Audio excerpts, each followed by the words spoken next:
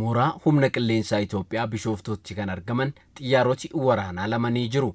Isaan kun lameen seenaa garaagaraas ni qabu. Gosa xiyyaaraa waraanaa FF5 jedhamuun kan beekamu yeroo waraanaa Itiyoo Somaalii bara 1969 paayiletota Itoophiyaa waliin ta'uun olaantummaan Itoophiyaanotaa akka mirkanaa'u kan taasisedha. Gosti xiyyaara kanaadha F5 kan jedhamu oomisha Ameerikaa kan ta'edha jechuudha. እና seenaa waraanaa Itiyoo Somaalii keessatti shoora guddaa kan taphatedha jechuudha. Hamma deemanii aeroplaanii biraa booji'anii dhufanitti kan raawwatedha. Seenaa guddaadha jechuudha kan seenaa waraana Itoophiyaa keessatti kan inni qabu. Sababa kanaatiif akka iddoon guddaa kennameef akka innis dhaabbate eenyuyyuu akka seenaatti yaadate kan taasifame jechuudha. Gosi xiyyaaraa MiG-21 jedhamuun beekamu kun ammoo oomisha xiyyaara Raashiyaa yoo ta'u yeroo sanattis meeshaa waraanaa ammayyaa kan ta'ee fi paayiletota biyyoota alaan hojiirra kan oolaa turtedha. Waraana Itiyoo Somaalii irrattis xiyyaara FF5 kan booji'amuu danda'e akka ta'es Kumaalaa Takkaalliin kaasaniiru. MiG-21 kan jedhamu sirriitiin isaa wayii immoo kan maanufakcharii ta'e naan biyya Raashiyaati jechuudha.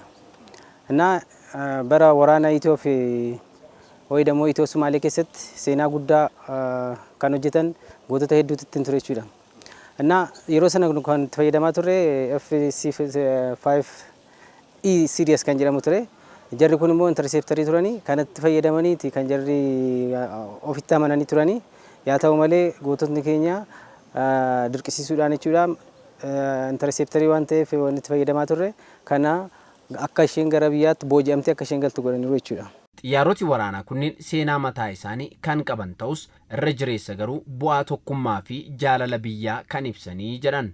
Jaalalli biyyaa jira, tokkummaan jiraannaan tokkummaa qabdu sana immoo leenjiidhaan guddista taanaan maal bukkeeyyuu ga'uun hin danda'ama. Sababa kanaatiif wanti asitti xiyyaarri kun dhaabbatee akka yaadatamuuf kan taasisame gootummaan ilaalama. Gootummaa maalii hojjetanii darbanii gootonni darban gootonni amma jiran irraa immoo maal ta'e gama waan kana fakkaatu waan akka namni hubataa socho'uuf kan raawwatudha jechuudha. Ogummaa gahaa meeshaalee jajjaboo fi teekinooloojii haarawaan deeggaramuun humna waraanaa tokko cimsuu keessatti gahee guddaa qabaachuu kan kaasan Kumaalaa Takkaalliin ta'us gootummaan miseensota humna qilleensa Itoophiyaa olaanaa ta'uu kan ibsuu jedhan. Dandeettii gootummaa paayileetii keenya agarsiisedhaan kan ani yaadu. Likki sirriidha. Teekinooloojiin kun teekinooloojii guddaa ture yeroo ta'e jechuudha. Ganni haa ta'u malee nama malee teekinooloojiitti fayyadamtu hin jiru yaadan. Sababa kanaatiif meeshaa qabnuun gootota paayiletota keenyaatti fayyadamne meeshaan waraanaa wayii immoo xiyyaarri waraanaa kun akka isheen gara keenya galtu dirqisiisanii godhaniiru jechuudha. Tun jaallatin akka inni gara keenyatti boqotu gaasisaniiru jechuudha.